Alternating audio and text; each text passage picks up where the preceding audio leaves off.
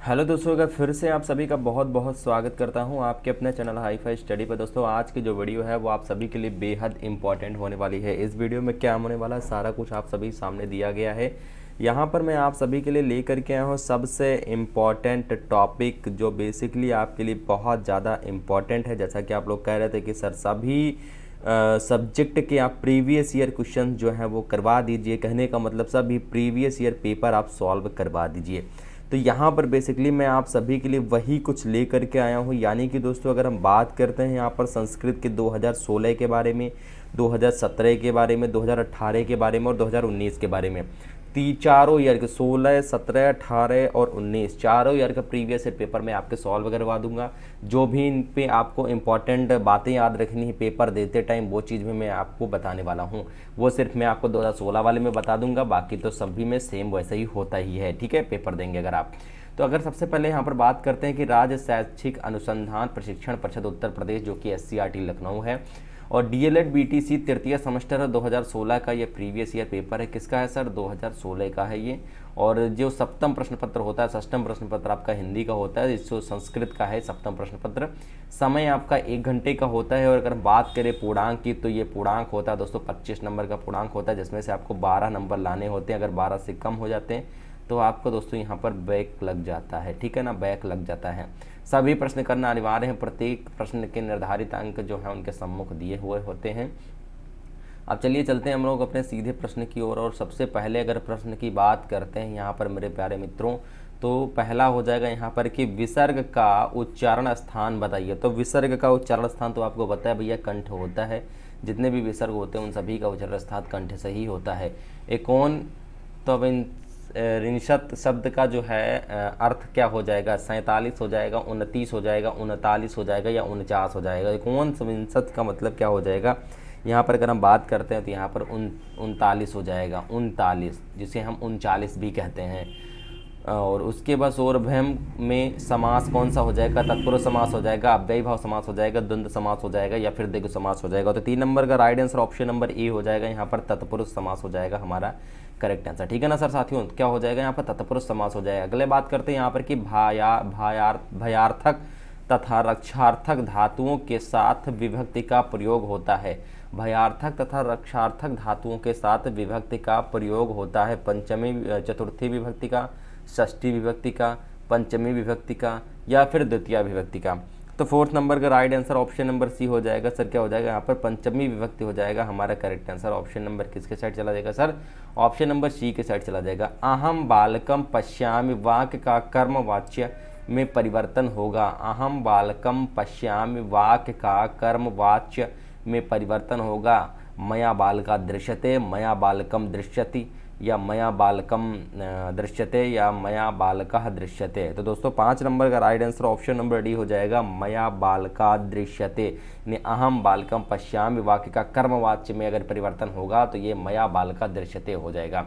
यहाँ से हमारी शुरुआत होती है आतिलघत्री वाले पोर्शन की, जो कि इनका भी नंबर क्या होता है भैया? 1-1 नंबर के ये भी प्रश्न होते हैं हमारे। 6ठा नंबर क्वेश्चन क्या कहता है कि वर्गों के पंचम वर्ण माहेश और सूत्रों की किस क्रमांक के अंतर्गत आते हैं? तो वर्णों के पंचम वर्ण इयमंगणनम, जिसे हम क्या कहते हैं? इयमंगणनम, यानी कि माहेश और सूत्र के अंतर्गत ये सभी आते हैं।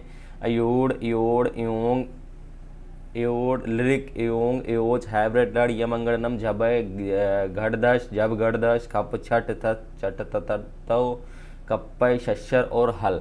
ये माहेश्वर सूत्र 14 माहेश्वर सूत्र बताए गए हैं, जिनमें अगर पंचम की यहाँ पर बात की गई है तो पंचम में क्या आता है? पंचम में यमंगणनम। पंचम वर्ण जो होता है यमंगणनम, वर्णों के पंचम वर्ण में जो होता है वो यमंगणनम होता है।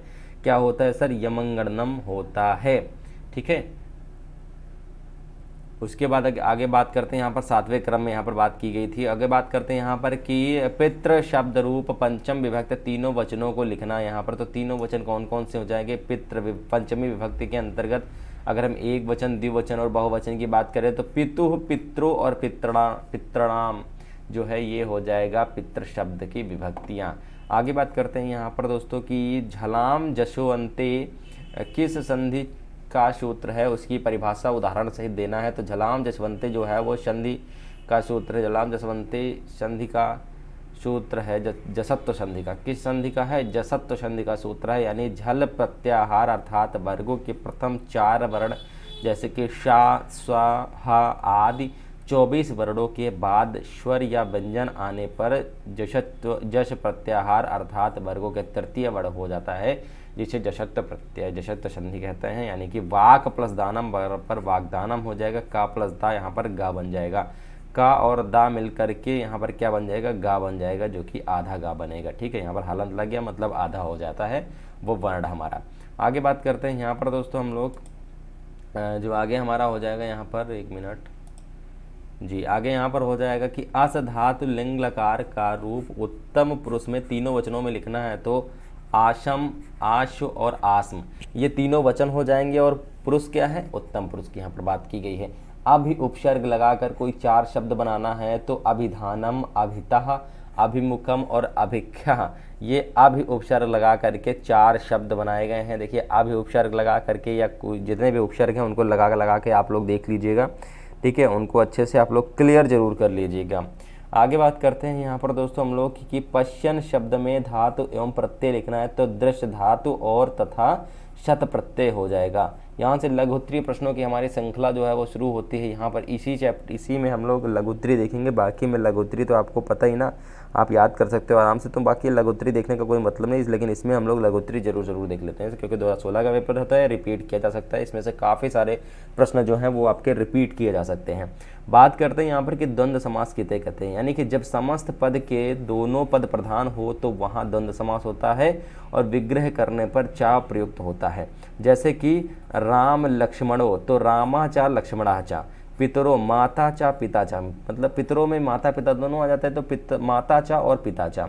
ठीक है, यहाँ पर एक श्लोक दिया गया है और इस श्लोक का अर्थ बताना है। आप इस श्लोक का अर्थ तो आप लोग आप पढ़ ही सकते हो, कोई दिक्कत वाली बात नहीं है, क्योंकि आप लोग 2-4 श्लोक जरूर याद कर लीजिएगा और उसके अर्थ जरूर याद कर लीजिएगा। 2-4 श्लोक आपके लघुत्तरी में बुक वगैरह में दिया होगा। ठीक है ना, ये कोई मतलब उतना ज़्यादा टेंशन लेने वाली बात नहीं है। इसका मैं फोटो में 2-4-10 श्लोक जो भी मैं जो इंपॉर्टेंट है उनका मैं फोटो टेलीग्राम पे अपलोड कर दूंगा, वहाँ से आप लोग उसको जरूर से जरूर देख लीजिएगा। लेकिन टेलीग्राम ज्वाइन करना बिल्कुल भी मत भूलिएगा। टेलीग्राम का लिंक आपको डिस्क्रिप्शन बॉक्स में मिल जाएगा, या फिर आप डायरेक्टली जाके वहाँ पर सर्च कर सकते हो हाई-फाई स्टडी 94, बिना स्पेस के लिखना है हाई-फाई स्टडी 94, उसी को ज्वाइन करना है, क्योंकि काफ़ी सारे फेक हाई-फाई स्टडी के जो हैं वो बने हुए हैं। ठीक है ना, और सब्सक्राइबर भी देख लेना, लगभग 10,000 के करीब होंगे। ठीक है, चलिए आगे बात करते हैं यहाँ पर कि संस्कृत भाषा पर संस्कृत में 4 वाक्य बनाना है तो संस्कृत भाषा पर संस्कृत के 4 वाक्य बनाना है तो ये सब कॉमन चीज़ें हैं। 15 नंबर क्वेश्चन से संस्कृत शिक्षण को प्रभावी बनाने के लिए किन किन श्रव्य व दृश्य साधनों का प्रयोग किया जाना चाहिए। जैसे कि आपको पता है श्यामपट होता है, चित्र होता है, मानचित्र,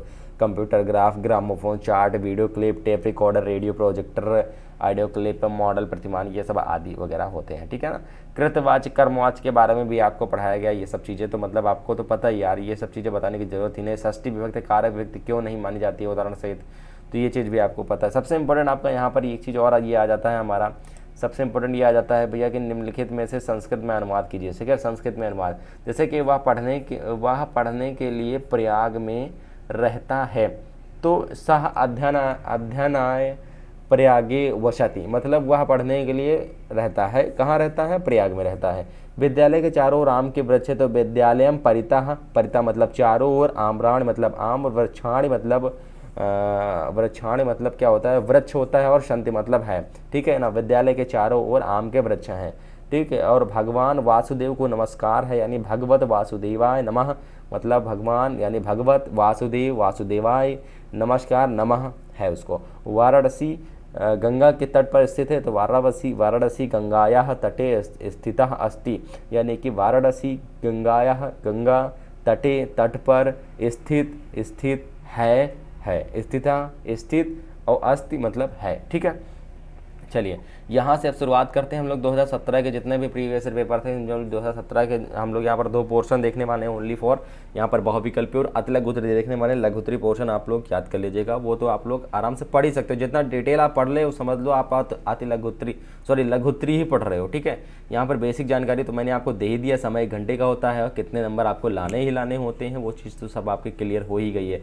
अगर आप 2 पोर्शन आप अच्छे से कर लेते हो, क्लियर कर लेते हो, एक भी क्वेश्चन अगर गलत नहीं होता तो भी आपका बैक नहीं लगेगा, क्योंकि दोस्तों आपको आपको पता है यहाँ पर 5 क्वेश्चन ये पूछे जाते हैं और 6-7 क्वेश्चन वो भी पूछे जाते हैं, यानी टोटल आपके कितने 11 नंबर तक पूछे जाते हैं। और आपका ऐसा हो ही नहीं सकता कि लघुत्तरी में आप 1-2 क्वेश्चन नहीं सही करके आते हो, ठीक है। तो फिर यहाँ पर बात करते हैं वस्तुनिष्ठ प्रश्न की। ओम में ओ के आगे ये जो चिन्ह है ये क्यों लगाया जाता है, ये क्या है, ये हर्ष स्वर है, लुप्त स्वर है, प्लुत स्वर है या दीर्घ स्वर है, या इनमें से कोई नहीं। तो भाई राइट आंसर क्या हो जाएगा, ऑप्शन नंबर सी हो जाएगा, ये प्लुत स्वर हो जाएगा, ठीक है सर। क्या हो जाएगा, ये प्लुत स्वर के अंतर्गत आता है। किसके अंतर्गत आता है सर, प्लुत स्वर के अंतर्गत आता, एक मिनट है। आगे बात करते हैं ई वर्ड का उच्चारण स्थान क्या है। तो ई वर्ड का उच्चारण स्थान कहाँ से आता है, ई वर्ड जो ई हम लोग बोलते हैं ना, वो उच्चारण स्थान उसका कहाँ से आता है, तो ई मतलब वो तालु से निकलता है, ठीक है ना। पितृनाम पद में कौन सी संधि है, तो गुड़ संधि है, यड़ संधि है, वृद्ध संधि या फिर दीन संधि। पितृनाम पद में कौन सी संधि है, तो इसमें जो संधि है वो दोस्तों यहाँ पर संधि दीर्घ संधि की बात यहाँ पर की गई है। शुद्ध वाक्य हैं ज्ञानम बिना नाम मुक्ति, ज्ञानम बिना नाम मुक्ति शुद्ध वाक्य हैं, यानी कि ज्ञानम बिना नाम मुक्ति, ज्ञानात बिना नाम मुक्ति या ज्ञानेन बिना नाम मुक्ति या उपयुक्त सभी। तो 4th नंबर का right answer option number D हो जाएगा, या उपयुक्त सभी के साइड चला जाएगा, ठीक है ना। चतुर्विंशति शब्द जो है इसका अर्थ क्या हो जाएगा, 24 हो जाएगा, 16 हो जाएगा, 80 हो जाएगा, 124 हो जाएगा। तो भाई राइट आंसर आपका 24 हो जाएगा। 29 चतुर्विंशति 29 ये सभी आपने पढ़ा है, ठीक है ना। यहाँ से शुरुआत होती है हमारी अति लघुत्तरी प्रश्नों की श्रृंखला, यहाँ से शुरू करते हैं हम लोग। और यहाँ पर देखते हैं हम लोग सबसे पहले यहाँ पर कि दीर्घ स्वर कितने होते हैं। भैया दीर्घ स्वर कितने होते हैं ये आपको बताना है। तो दीर्घ स्वरों की संख्या जो होती है वो 8 होती है। कौन कौन सी होती है कमेंट सेक्शन में जरूर मेंशन करिएगा, 1-2 स्वर जरूर लिखिएगा दीर्घ स्वर के बारे में।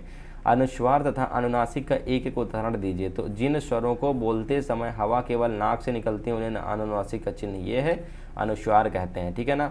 जैसे कि उदाहरण के तौर पर जैसे आपके यहाँ पर पता है ना, गंगा, गंगा में क्या लगा हुआ, ऊपर बिंदी लगी हुई है ना, खंड में क्या बिंदी लगी हुई। फिर आदि जिन स्वरों का उच्चारण करते समय हवा मुख से मुख और नाक, गंगा गंगा गंगा, ठीक है ना, नाक से निकलती है उन्हें अनुनासिक कहते हैं। और अनुनासिक का प्रयोग वर्णों के ऊपर चंद्र बिंदु, चंद्र के बिंदु के रूप में किया जाता है, जैसे कि गांव, चांद, पाँच, कांच, ठीक है, ये सभी चीज़ें आदि आते हैं।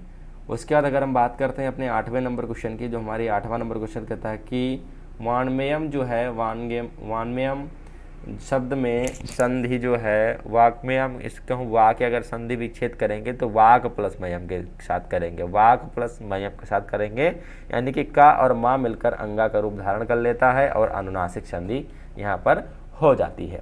9वें नंबर प्रश्न की बात करते हैं, जो कि हमारा यहाँ पर कहता है कि परोपकारा शब्द का समास विग्रह कीजिए तथा समास का नाम भी लिखना है। तथा समास का क्या करना है भैया, नाम भी लिखना है। तो परोपकारा यानी परस्य उपकारः, षष्ठी विभक्ति और तत्पुरुष समास हो जाएगा। मात्र शब्द में षष्ठी विभक्ति के तीनों वचनों के रूप लिखना है यहाँ पर।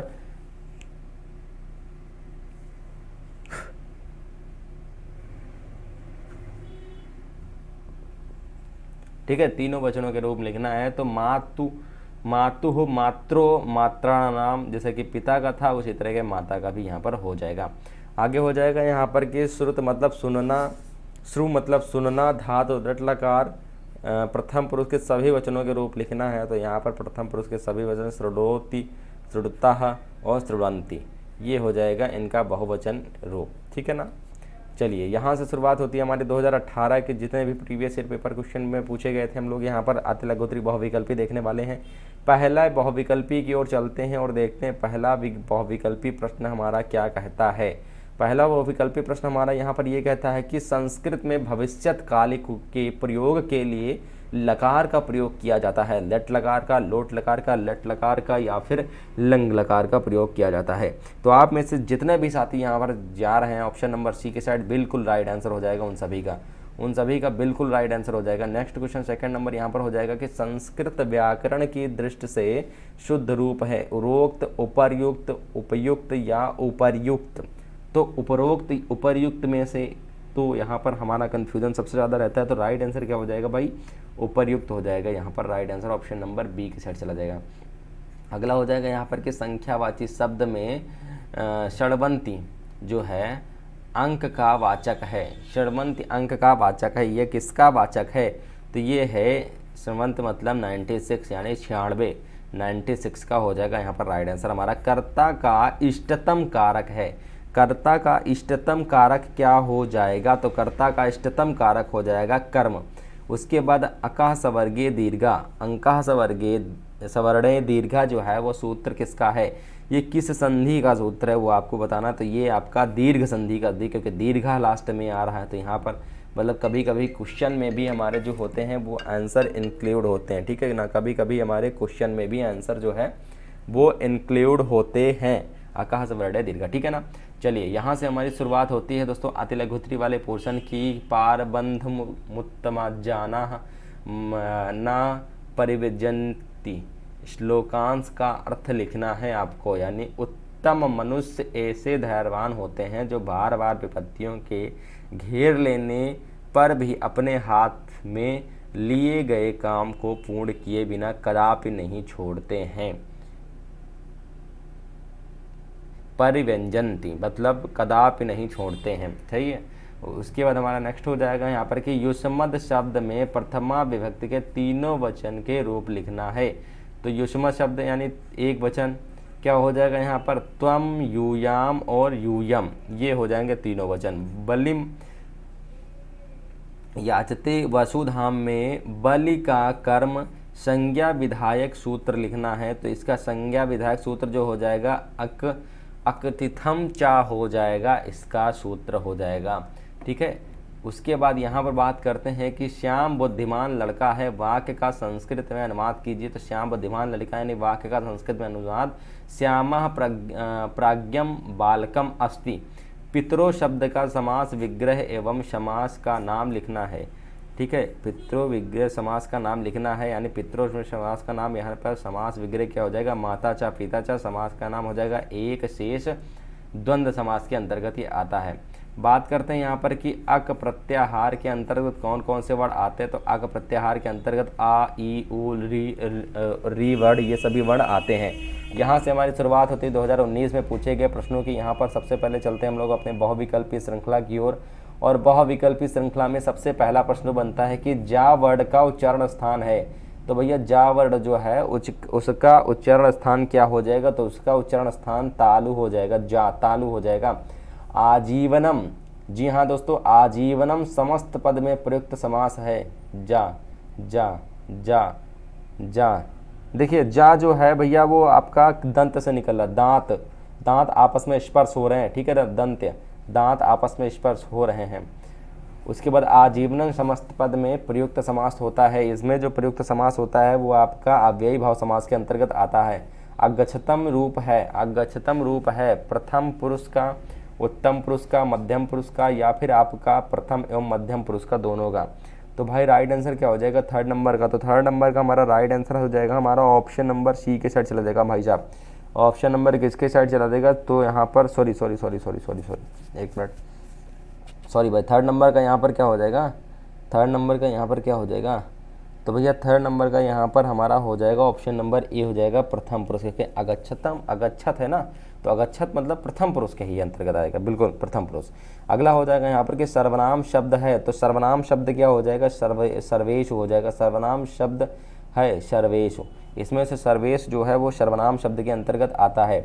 आगे बात करते हैं हमारा यहाँ पर कि नाद्या शब्द में प्रयुक्त विभक्ति है, षष्ठी विभक्ति, प्रथमा विभक्ति, तृतीया विभक्ति या फिर द्वितीय विभक्ति। तो राइट आंसर हमारा ऑप्शन नंबर ए हो जाएगा, षष्ठी विभक्ति हो जाएगा, ठीक है ना।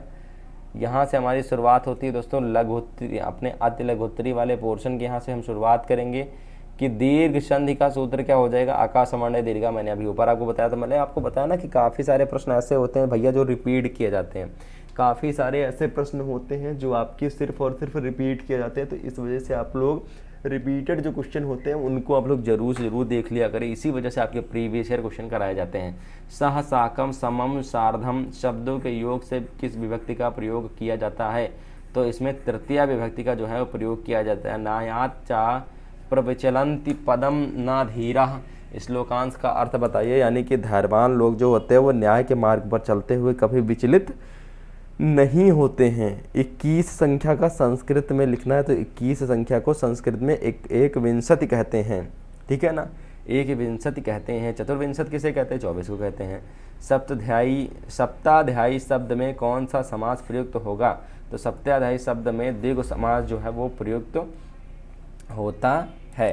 ठीक है, उसके बाद यहाँ से हमारे 11वां नंबर प्रश्न हो जाएगा कि असमद शब्द के द्वितीय विभक्ति के तीनों वचनों के रूप लिखना है, तो यहाँ पर माम, आवाम और असमान ये हो जाएगा। ठीक है ना, तो उम्मीद करते हैं आज का सेशन आपके लिए बेहद इंपॉर्टेंट था, प्रीवियस ईयर थे दोस्तों।